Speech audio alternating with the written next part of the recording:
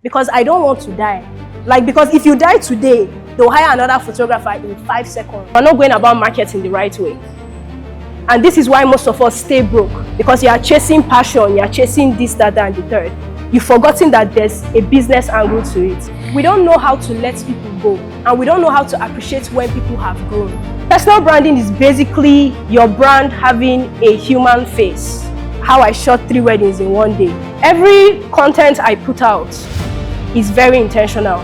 This year I've shot over 20-25 weddings. You can't keep posing people, and the idea of weddings is that it's a homeland for memories. Meet Nicole Adehi, an international travel and destination wedding photographer.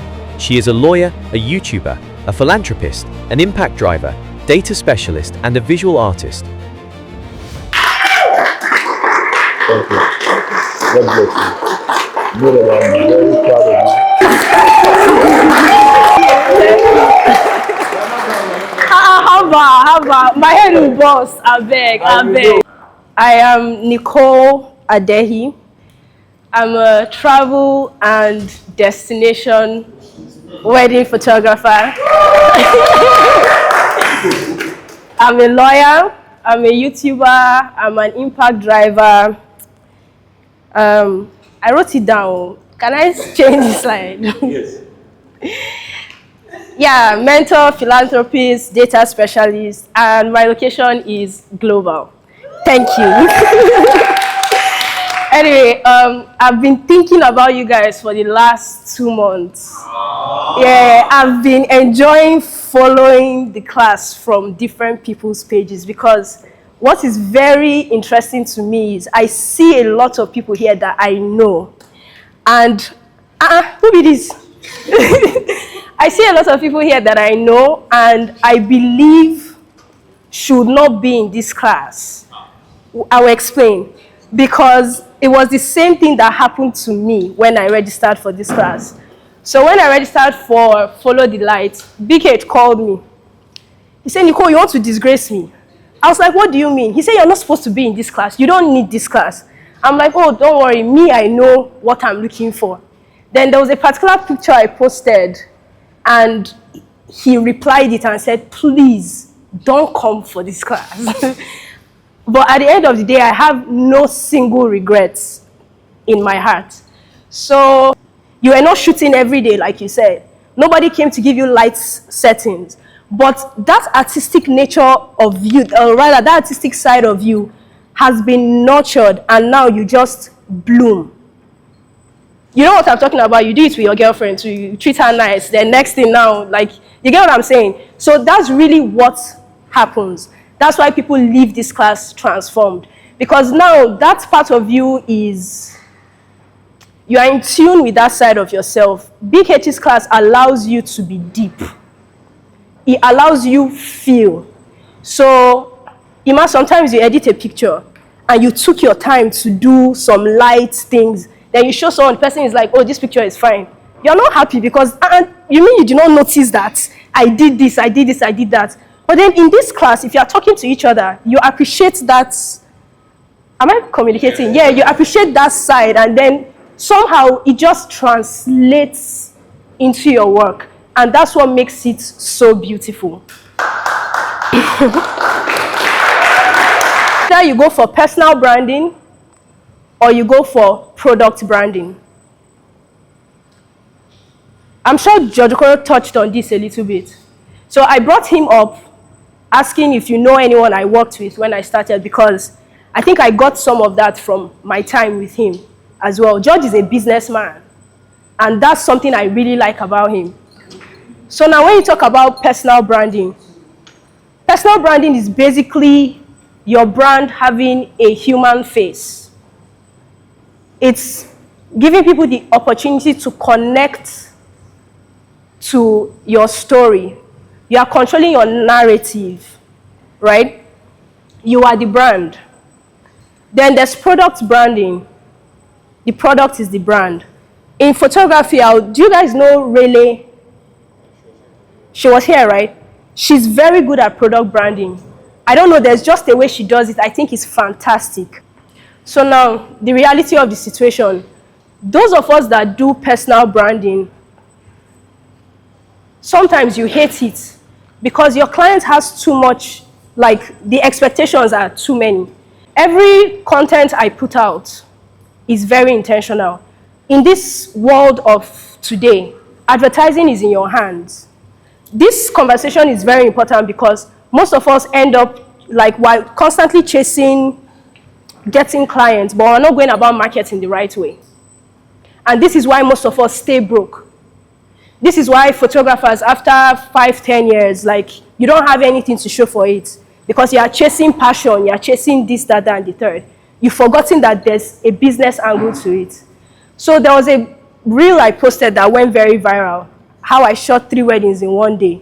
I sat on that content for 2 months before I put it out.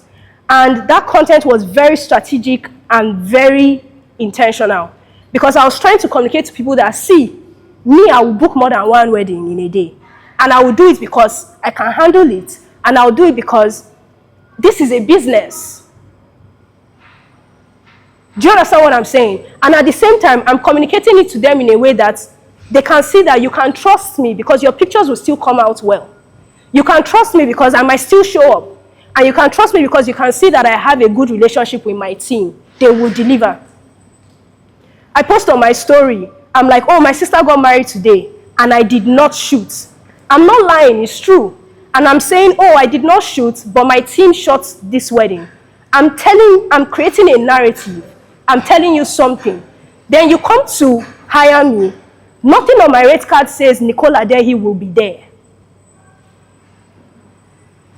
Do you understand what I'm saying? I'm preserving myself because this job is crazy, especially if you are shooting weddings back to back. But I hate what hustle has done to my art. I don't know if you guys can relate. We're hustling. So you just keep booking. And you don't know that your creativity is just how to tell stories. You have to understand the psychology of light and colors. There's something called the emotion of light. How light makes you feel. There are certain colors that work. On the day of the wedding, she wants her husband to put flowers next to her mom to signify her dad's presence. This is the most important picture to her in the entire wedding album. I don't really care about it, but then it makes so much sense to her. So I had to put in that much intention to at least frame her mom, and have all of this. Develop your eye for moments. Watch people. Observe people. There's a way a bride will laugh repeatedly, and every time she laughs, she falls on the groom.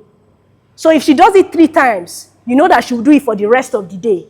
So now you can be better prepared for the next time you see her laughing. She's going to fall on the groom, and then you get your shot.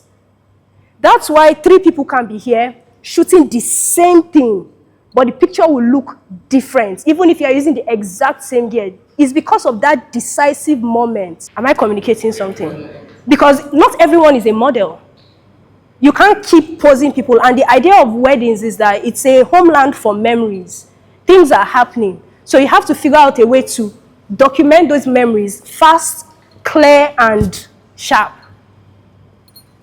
Let's go again. So factors that influence storytelling, context. We all saw Temi and Mr. Easy's wedding. We feel so deeply about those pictures because we know the people that are inside. Aside that, the blogs that carried it, they wrote a very beautiful story with it, so we could connect. They told their story very well. We could connect to the images more. Can you shoot like that? Do you know that you can? Did you see those pictures? You can actually do it. But well, it's not you that got the job, Shab. Well, not the ones that got the job. You can actually do it, especially with all the stress that we go through here. But then, at the end of the day, there are some clients you shoot that you see that your page blows up. Why? There are probably people that maybe they know that are a large part of your following. So that way, you see those pictures go viral for you, right? Then there are some other people that you shoot that maybe nobody knows, but the way you documented the love story is relatable for most people. So that's also part of context. I take a picture of him, then I can see that maybe you are looking at him in a very interesting way. Then I add you inside. I've layered that picture. So with layering, you're doing foreground, midground, and background to make your picture more complex and more interesting. So slide. So I think this is a well-layered picture because I could have taken only this, right? But I decided to add the action in the background. Next, this is my favorite one. Take only this, but now there's that mirror and there's the friend. So this is a more complex and more interesting image. So anyone you decide to use or a mix of both is great. Next. Okay, so something that is very important in wedding photography, like your second shooter is not your backup. Your second shooter is there to get a different perspective because it literally does not make sense. So I'm also speaking to all of us that go with our teams for wedding. I beg, share yourselves. If somebody is in the middle, another person should be by this other corner. If you're shooting the same thing, but you're telling different stories. I love my second shooter because by the time I add my work and add her work, sometimes she gives me her files and I'm like, when did this happen? And that's what I like because that makes more sense because that means we're both working, right? The importance of second shooters is to get diversity of angles. And so when you're choosing a second shooter, you have to choose someone whose work complements your work. If not, you've spoiled your wedding album. Most people just need second shooters and you just call anybody to shoot. It happens to the best of us. But then in terms of building a consistent brand, you have to have your team. And having your team is a group of people that you share the same values, you understand the value you are bringing. If you are my second shooter and you feel like you are doing me a favor, I don't like it. I need you to know that you are valuable because your perspective is very important in the final documentation of this work. Because you are trusted with a point of view. I have a point of view. And you need to have shooting chemistry with who you are shooting with because you move from first person point of view to second person point of view easily. So my second shooter's name is Ebun. So Ebun and I are shooting. We can be shooting you right now, and I'm standing here, and she's probably standing there. Unprovoked, we don't even speak to each other. By the time I move here, she's going to be here. Of you. In this exact same moment, just look at this picture. This is my second shooter's point of view. By the time I edit it and put it together, it just makes sense. Because at the end of the day, I'm doing this for my clients. And guess what? If I'm shooting alone, I can still achieve this because I shoot, then I quickly run, try another angle, try another angle. But then the fact that I don't have to keep them waiting for so long to also get another angle. I do. Say that again. You got robbed? Not me. My videographer got robbed. And then we lost couples of wedding videos, like their full videos. We're giving them their video highlights. And then this particular client is asking, after delivering the photo book, soft copies of pictures. She wants the raw pictures. Yeah, I haven't gave her the raw pictures, but right now she's asking for a full refund. Why? I'm confused. I'm so confused. Like, full refund for what? Like, no, I'm actually curious. Like, what happened that she's... what is she asking for the refund for? I ruined her wedding. At least you delivered the pictures, but you didn't deliver the videos because you got robbed. Do you have a contract with them? You're supposed to have a contract with them because I've been in 2 classes where you've been and I've taught you and I've told you that you should always have a contract with your clients. It's not your fault that you got robbed. So I understand from your perspective. You did not take yourself and say, robbers, see me, take this hard drive. It's not your fault that you got robbed. But then there are clauses that protect you in instances like this. And if you have that clause on your contract, it saves you plenty back and forth. Because now the refund you will give your client is to the degree of the work that was not done, which is refund for only videos. But you've delivered the picture, so you don't have any duty of care to that part. Now write on the contract. Okay, so there's a clause called force majeure It's called Act of God. You can check it online. So it's basically a clause that says, in the event of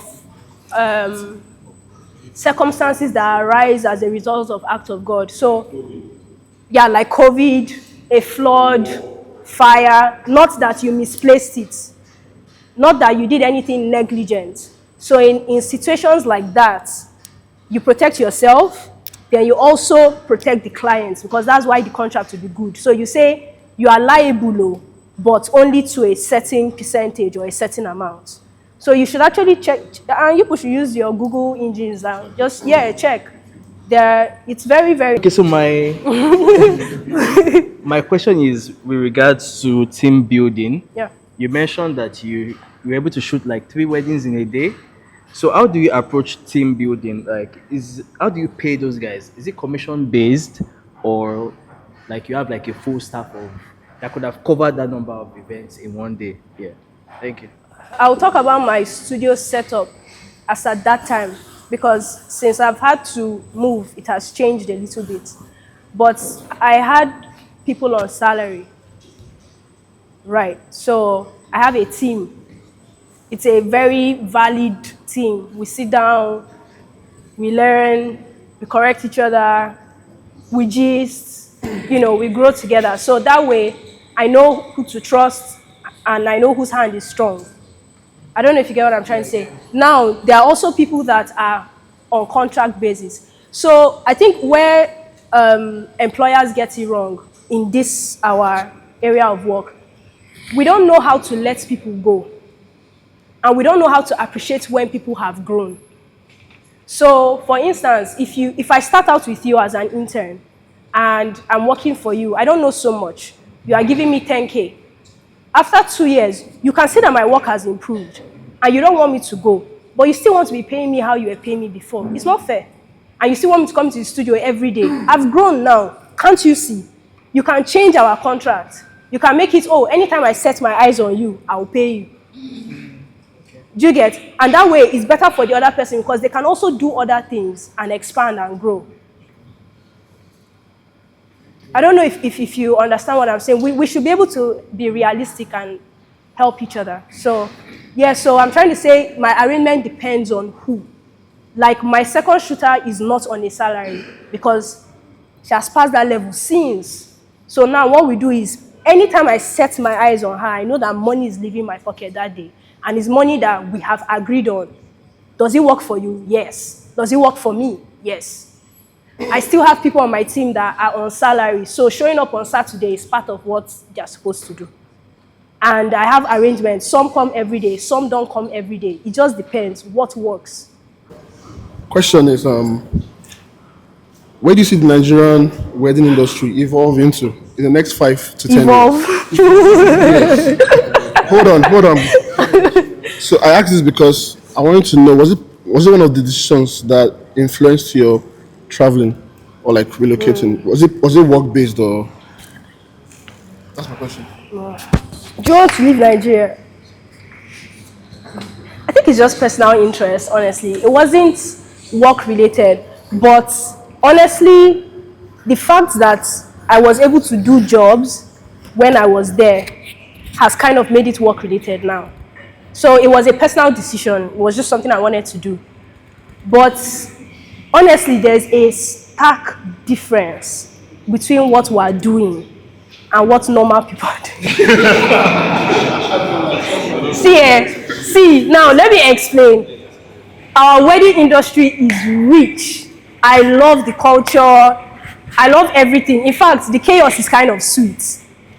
But Kai, you can't keep doing this thing back to back. I was telling BigH, I said, this year I've shot over 20, 25 weddings. How many have I posted? I'm just over it. I'm just over it. The stress is too much. And it's coming, I think the evolution will come if planners can do something different. Honestly, God has been very kind. I don't know how to answer that without saying that God has been kind. I did not just wake up and move. I've been on the process for 6 years. So, because I knew what my goal was, That's why I had to intentionally transition from personal branding to hybrid branding. Because even when I was there, my studio was functioning. Clients were still booking. And it's because I've been able to say I have a team.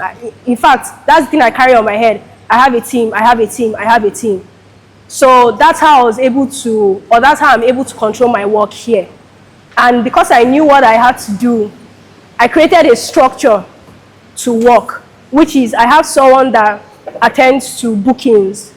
I don't interact with my clients as much as I used to before because I realized it's very draining. You think you can be friends with everyone. It's not possible. So I stepped out of that and hired someone that does that. I don't know. I just get receipts. John, I'll say, ma, please confirm. That's how I know I have a job. Then I'll now start asking, oh, who is the client? So I try to develop that structure here. Then for there, I worked on my portfolio very much all these years. So when I got to Canada, all I had to do was say, I'm there.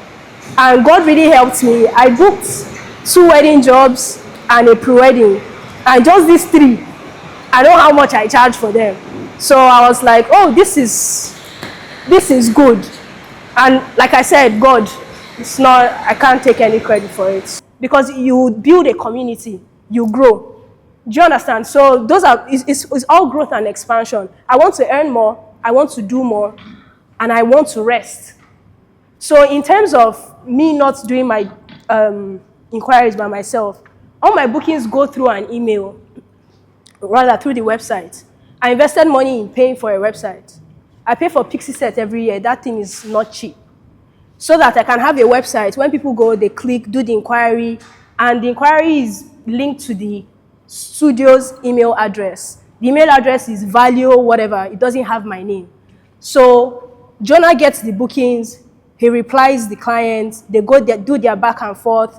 They do the first payment through the website. There's an option to pay online. There's an option to just do the transfer. Whichever one they do, he will now ask me to confirm. And then now I can interact with the client because I've saved myself a lot of stress. If they have any requests, they go through him. That's his job and he gets paid for it. So that's building a structure because I don't want to die. Because if you die today, they'll hire another photographer in 5 seconds. So I also need to preserve myself. That's why delegation is also important. So in terms of the hybrid branding, this is my entire thought process because, I don't know, I want to make more money, I want to rest, and I want things to be so much better. So does that answer your question? It answers some part. Okay, yeah, sorry. Then the team part. I'm very careful with words on my rate card. I have a package that says, or rather all my packages say things like 2 photographers, 3 photographers. There are some other people that their packages say lead photographer and an assistant. That lead photographer means the main person. You will not see it on my own rate card. I don't have it. And I don't have it because I don't want anybody to say I paid for Nicole and they did not see Nicole. But then if a client is about to book and they ask Jonah, is Nicole going to be there? Jonah will ask me, ma, will you show up on this day?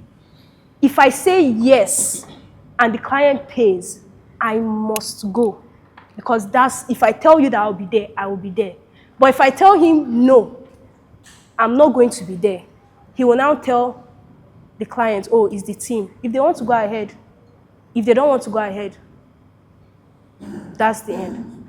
So sometimes you need to do a little bit of convincing when you're telling them, oh, Nicole will not be there. You'll be like, oh, our team is really good, or you can check these pictures, they did this, and let the client decide. But yeah, everything is transparent. It has been a long time to come out with that prepared to be here. We appreciate you, we love you. Thank you so much. Thank you. Thank you, guys. Thank you so much. Guys, Thank you so I would much. like you guys to help me appreciate Abraham because he's going to give us 50 liters of paint.